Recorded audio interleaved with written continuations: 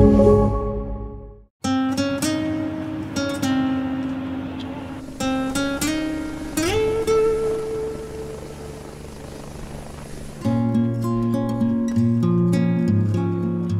border issue is the admissions have been at historic lows over the last several years.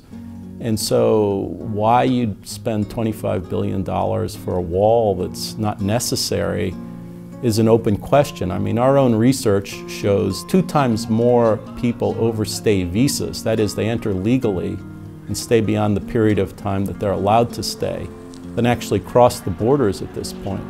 So the wall's going to do absolutely nothing to deal with that issue. And to say that you need the National Guard on the border, there's already the Texas police on the border and the Border Patrol on top of it. It just militarizes the border very significantly at a time when we're seeing record lows come into the country. Yes, arrests have gone up, but those are people that are actually presenting themselves to Border Patrol agents at the border, in many cases asking for political asylum. So it's not like somebody trying to sneak in and run through a school or across a highway or something like that. They're actually asking for asylum, which is what they're allowed to do and supposed to be able to do.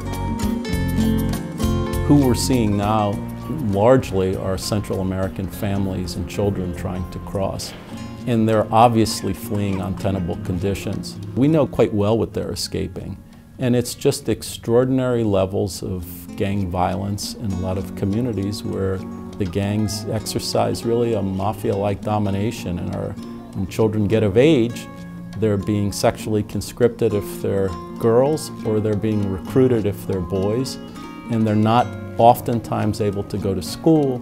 They have to change their patterns every day in terms of trying to get around gang territories. And it's very, very dangerous for them. And ultimately what happens is their families make a decision that it's too dangerous, and they'll move them around. They'll move them to the country or to a cousin who lives here or an uncle who lives there. But ultimately gangs catch up with them and they have to go at that point. And the family operates as kind of the protection mechanism in the absence of state protection, so that, help them get to the U.S. border. There's family on the other side that ultimately will receive them if they're able to get to them. The problem is that our asylum system isn't working the way it should, and that what we're talking about is really a refugee-like population that's trying to get protection, and we're not providing it.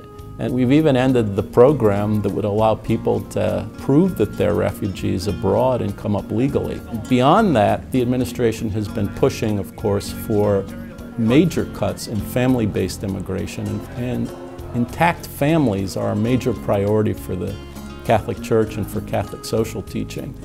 And the kinds of proposals that are being forwarded would cut admission of nuclear family members and would cut overall legal immigration by 45% to 50%, which is extraordinary and unprecedented. So this is something that the bishops have opposed and pushed back against rather significantly. But still, it's a proposal that's out there.